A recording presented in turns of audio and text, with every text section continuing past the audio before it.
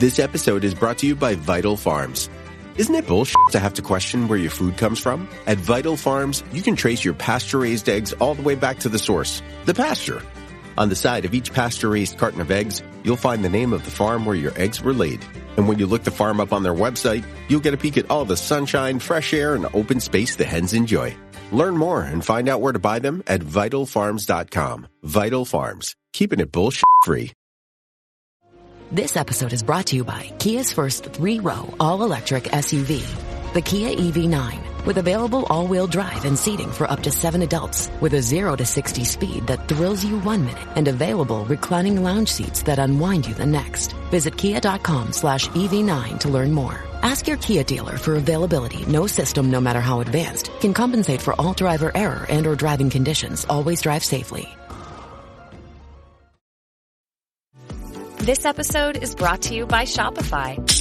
That's the sound of switching your business to Shopify, the global commerce platform that supercharges your selling. Harness the best converting checkout and same intuitive features, trusted apps, and powerful analytics used by the world's leading brands. Stop leaving sales on the table. Discover why millions trust Shopify to build, grow, and run their business. Sign up today for your $1 per month trial period at shopify.com/tech23. Welcome to the HCI family of podcasts. We're your source for personal, professional, and organizational growth and development. We share our own original research, explore industry trends, and interview executives and thought leaders from across the globe. Join us for practitioner-oriented content around all things leadership, HR, talent management, organizational development, and change management. Maximize your personal and organizational potential with the HCI family of podcasts.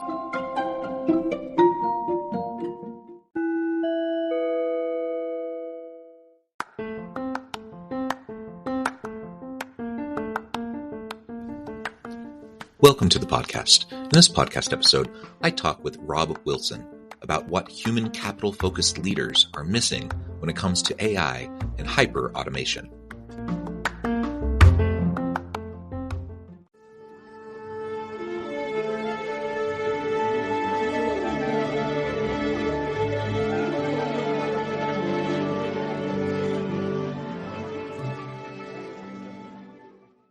Robb Wilson, welcome to the conversation today. It is a pleasure to be with you. You're joining us from the Bay Area. I'm south of Salt Lake City in Utah. And today we're going to be talking about what human capital-focused leaders are missing when it comes to AI and hyper-automation. Of course, we're living in the age of AI and hyper-adoption of AI and the many tools and how it's being utilized in many, many ways, transforming the nature of work and what we do in our daily jobs. So I'm super excited to tap into your experience and expertise here and explore and unpack this topic together. As we get started, I wanted to share Robb's bio with everybody. Robb Wilson is a Wall Street Journal bestselling author of one of the few technology books that are bestseller in the business category, and is visionary behind OneReach AI, the highest scoring company in Gartner's first critical capabilities for enterprise conversational AI platforms report. Robb has spent more than 2 decades applying his deep understanding of user-centric design to unlocking hyper-automation. In that time, he built UX Magazine into the world's largest experience design publication, while simultaneously creating Effective UI, a full-service UX firm that competed with IDEO and Frog Design. And I could go on to talk about all the different awards and startups and all the many different accolades, but I'm going to pause there. Anything else, Robb, that you would like to highlight or draw attention to from your background or personal context before we dive on in? No, that's plenty. Thank you. Well, thank you for joining me. Why don't you start by just laying out the foundation behind OneReach AI? What are you hoping to accomplish there? And then we can dig into more conversation around hyperautomation and the human capital focused approach. Yeah, sure. I'm addicted to problem solving. I'm just, you could sort of trace my career as just checking on one problem and then raising the bar and trying another harder one and iterating. And so the problem I set out to solve was at that time really focused on I was invited to an Oxford debate, and it was about whether technology is leaving people behind. And the two sides of the debate were interesting. The two arguments, one is, the fit of the fittest. You can't stop technology. Just you either keep up or you fall behind. And then the other is we need to regulate and slow it down and give people a chance to catch up. And I really didn't like either answer. I thought both answers were bad answers. And so, and then being so involved in both technology, but also the UX community, I thought this problem really falls squarely on the shoulders of UX communities. Like this should be, sort of a problem number one statement for UXers. And I just became obsessed with that problem and saying, how do we not, have to either resort to one or two or the other of those options. And so that came down to trying to think about no code and how to make technology more accessible. And then that sort of led to conversation. So if you're going to create a no code tool for building applications and you don't know how long it's going to take you to pull it off, because it's a really huge challenge. And I don't think anybody's pulled it off, even though they all say they have. I think we've gotten really close. And one of the main reasons is I decided, since I don't know how long this is going to take to solve, I need to solve the applications of tomorrow, not the applications of today.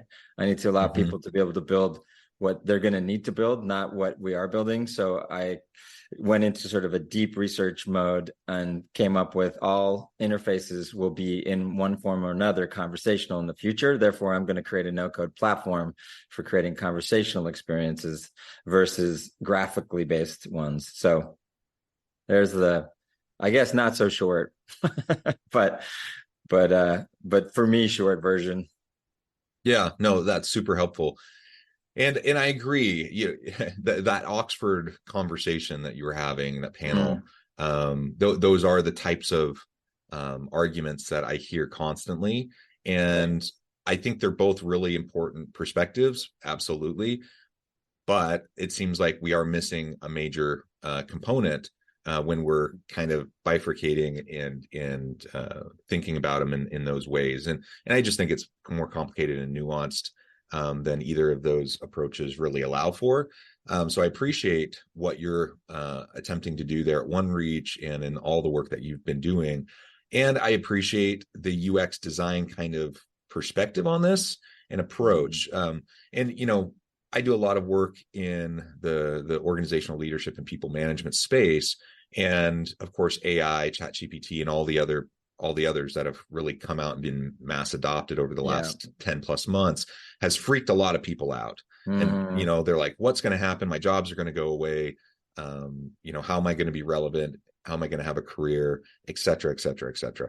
And, I think that's the wrong takeaway from this new technology. And we are certainly in the wild, wild west of mass adoption of AI and deep machine learning tools. And there's constantly like new iterations, new releases of these tools coming out and new tools stacking on top of the AI that's out there, that's coming out almost weekly. It seems like there's a whole new slate of offerings that can be overwhelming. It can be challenging to deal with. And I understand how it can make people really nervous about their jobs.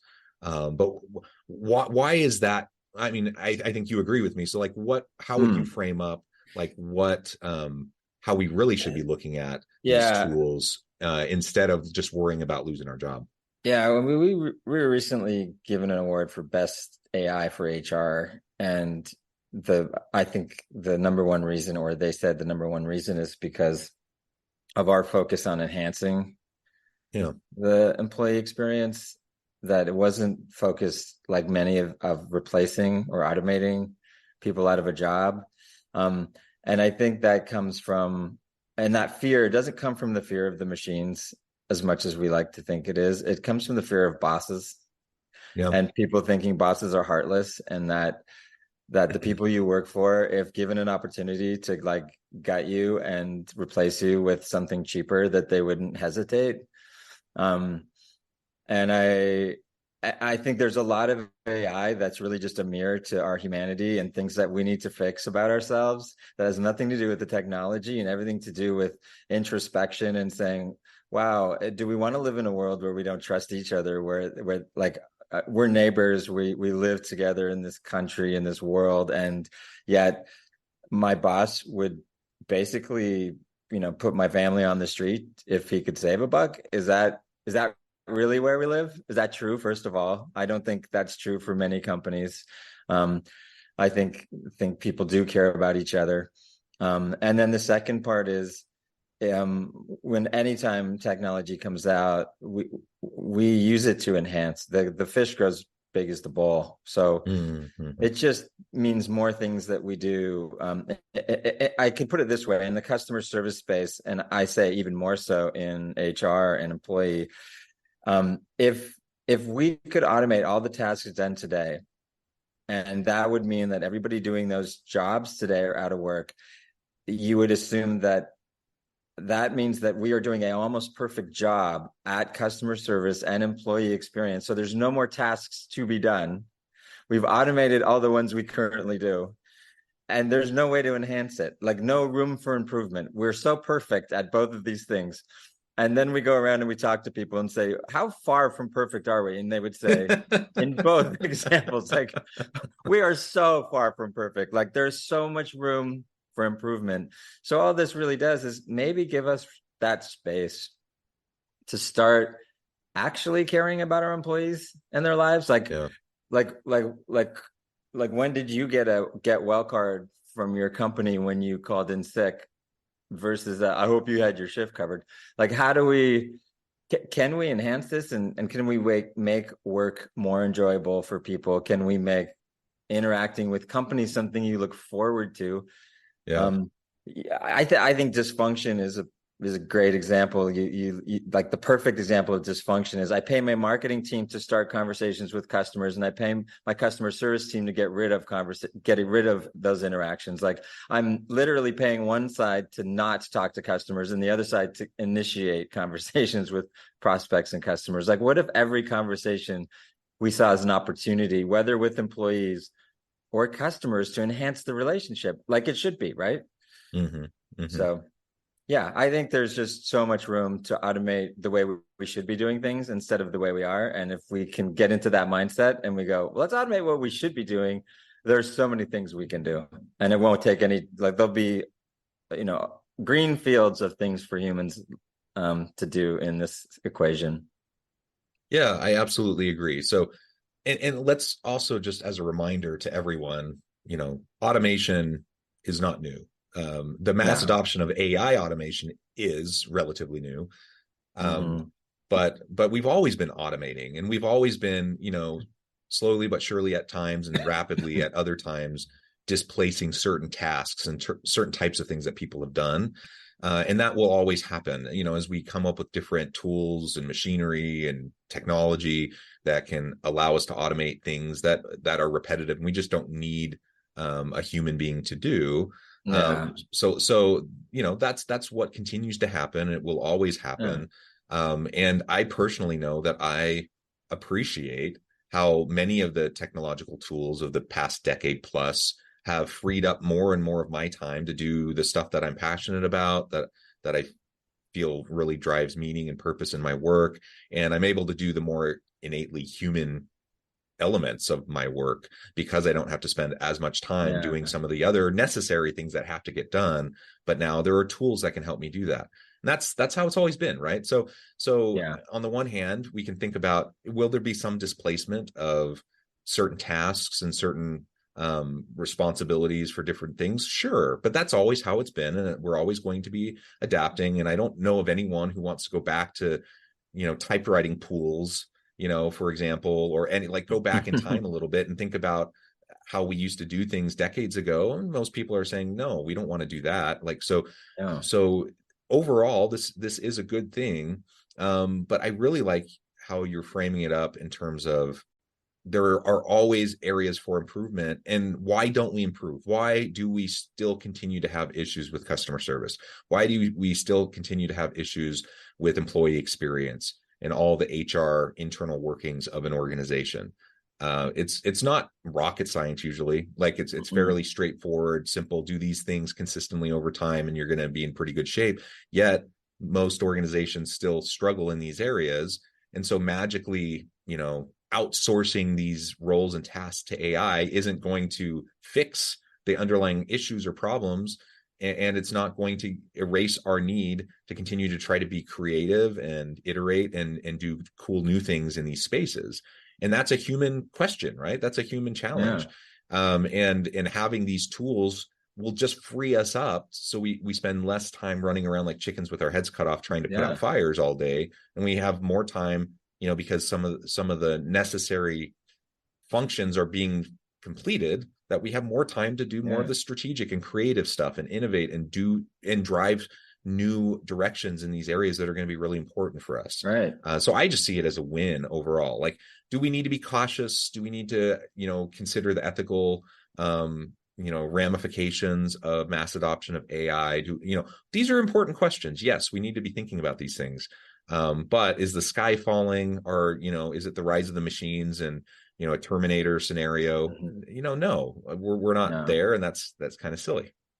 Yeah, I think that, I think one of the things to blame here is the term AI. I'm not a big fan of it, even though I use it, because it's helpful for efficiency of communication, because I can kind of group a bunch of ideas into a bucket and use 2 words to point at them.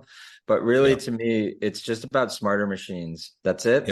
Machines are the things that threaten our lives, and they kill us, and they have been killing us, whether it's a car, factory equipment, you name it. We've been, there are murderers right now, bombs, guns. These are all machines. We invented them. They kill us today. Making them smarter, so a skill saw that can recognize the difference between a finger and a 2x4 is a safer machine. I think making machines smarter is a good idea in almost all cases. And in those cases where it's not, we should just talk about those cases. We shouldn't generalize it and say AI. We should say, in this specific case, with this specific machine, where we're enhancing it in this specific way, we should be careful. For example, social media, right? This is an area where we use machines. It's a big part of our lives. How we use these machines is very important. And AI as a fake human, impersonating a human being in an environment where you feel like it's safe and it's not, that's dangerous. And so we should zero in on that. But that is a social media problem, and that is a problem for social media companies. Bots and fake people have been around for a while, and AI will only make that easier for them. But that's that problem, and we should focus on that problem. But it's not AI. It's specifically people. That's fraud, right? It's people pretending. To your point earlier, that's a human problem. That's not a technology problem, right? The technology is just the symptom of the human problem. Right. Yeah, and we do have to deal with it, right? It's just, this is all just bringing up stuff we have to deal with. And so I think there's the optimist pessimist view. The optimist is it's bringing up problems that are long overdue that we have to address. Let's do it. We don't trust our bosses. Maybe AI can give us the data behind the decisions our bosses make. Maybe the AI can give our bosses the data behind the decisions they should make. And maybe that would create trust. And wouldn't that be nice, right? So how we use it and how we make these machines smarter is a design problem. And this is where we can all get involved. Because if you get into a world where no code and coding and technology is obscure, the book that I wrote was Invisible Machines that Josh and I wrote.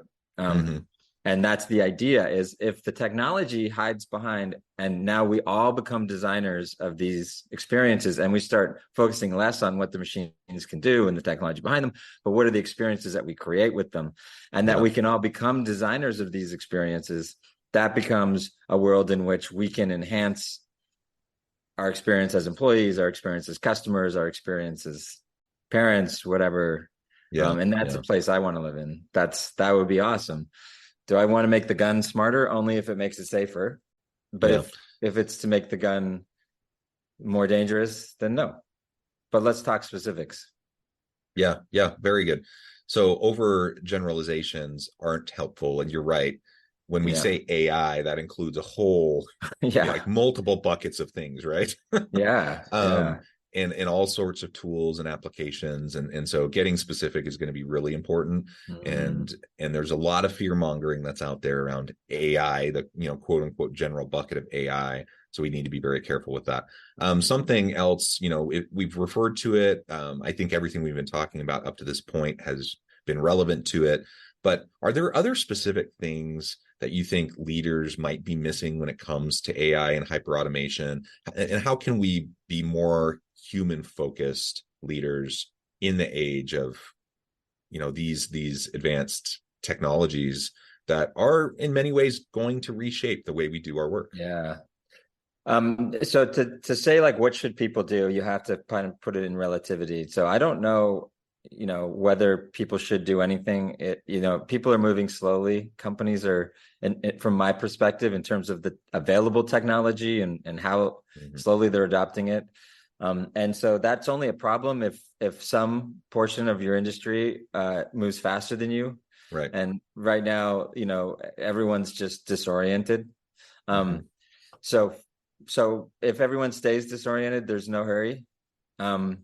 If you stay disoriented and other people start to figure it out, you're in trouble.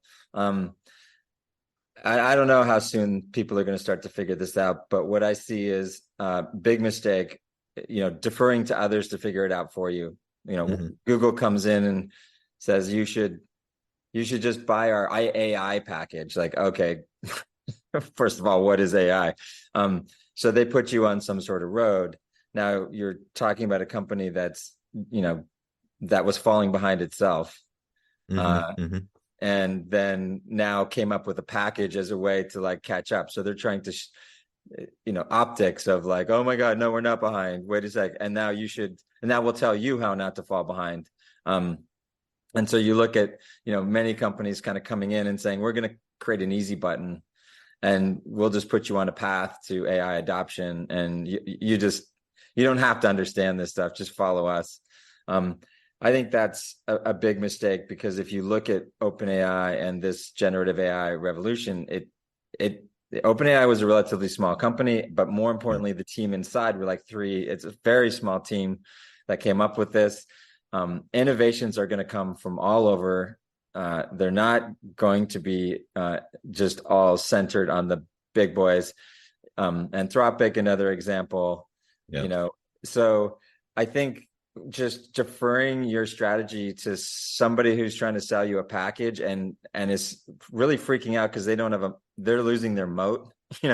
So the moat used to be a trust for companies in some ways, and then a way for Google and big companies to kind of protect their business, and now it's a prison. And I think companies don't understand that they're getting deeper and deeper into the prison when they follow this. The other thing is what we talked about, automating what you do instead of what you should do. I think that's the biggest. What are you doing? Like, why would you automate the way you do things? First of all, it's easier to automate the way you ought to do it because more people, that's a use case you're going to have more in common with others than automating the way you do it, which is antiquated and unique and costs more money because you need everything customized. So that sort of systemic change, you got to start bending yourself around the way you ought to be doing things versus bending the way you ought to be doing it to the way you're doing it. So automate what you should be doing. And then the way to pull that off is start small. We talked with IDEO and they created a bot called LotBot, which was just allowing employees to like pick the parking space before they got in there and make sure there was one available. And we could graduate that really simply into, then it should, maybe reserve a desk and then make sure your team comes in together and manage a project. And the next thing you know, we had LotBot running the whole company, or at least helping run the whole company. And I think there's a lot of truth to starting something small, internal, and then just chipping away and letting it organically grow, versus I'm going to get, Deloitte in here with some big transformation project, and we're gonna automate the thing that will save us the most money, and blah blah blah. Yeah. And I think I know how you'll respond to this final question, but with all these tools coming out constantly and or upgrades to the existing platforms, right? We have all these new tools coming out almost weekly. How, as a leader, do I stay on top of this? If I'm feeling just overwhelmed, if I'm feeling buried, I want to play around in the sandbox. I want to figure out what these things can do. I want to figure out use cases, but it's just like constant fire hose, right? So how do I get on top of this? How do I make any sense of all these constant developments? Yeah, this is a big one. It's to focus those not on the developments themselves, but focus on your organization and wiring your organization for AI. It's kind of a culture of AI. And I would say that is a lot of people kind of go to the centralized approach, almost like the IT approach. I'm going to create a department that does all the AI work. And is the owners of AI, and I'll centralize it.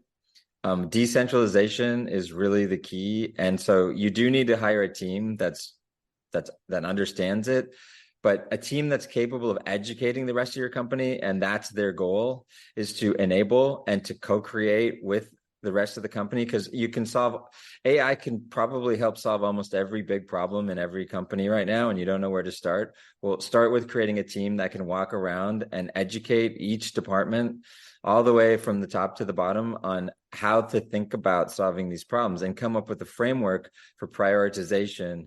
That's more important than trying to wrap your head around what the latest thing is, because you solve the problem in front of you. If you're trying to fix a specific issue with, let's say you've gone remote as a company and that's causing a lot of issues, and coming into the office is a terrible option as a solution. You just want to be able to work more efficiently in a remote manner. Then what are the issues around remoteness? Start solving those, and then look for the technologies that are missing, that you need. You don't need to kind of stay on top of everything that's being invented. You're not going to be able to, even if you can today. That is a game you will lose in a year from now. Yeah, for sure. Well, Robb, it has just been a real pleasure. I know at the time I need to let you go, but before we wrap things up for today, I just wanted to give you a chance to share with the audience how they can connect with you, find out more about your work, your team, and then give us a final word on the topic for today. Yeah, sure. Wrote the book. You can get on Amazon, Age of Invisible Machines. We do a podcast also, and you can track that with UX Magazine, and so you can follow me on Twitter as well. My final note is to encourage people to get excited about this from an experience standpoint, not from a technology standpoint. I want people to start thinking design minded, and start thinking about how can we make interactions better, and how can we use AI to enhance how we interact with each other as human beings and create better connections. I think that's certainly what I'd love to see. Yeah. Wonderful. Well said. Robb, thank you so much. It's been a real pleasure. Yeah. Thanks for having me. I encourage the audience to reach out, get connected, find out more about what Robb can do for you. And as always, I hope everyone can stay healthy and safe, that you can find meaning and purpose at work each and every day. And I hope you all have a great week.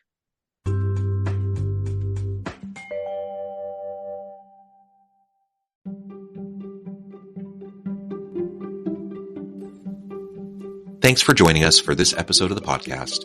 We hope you stay healthy and safe, and please join us again soon.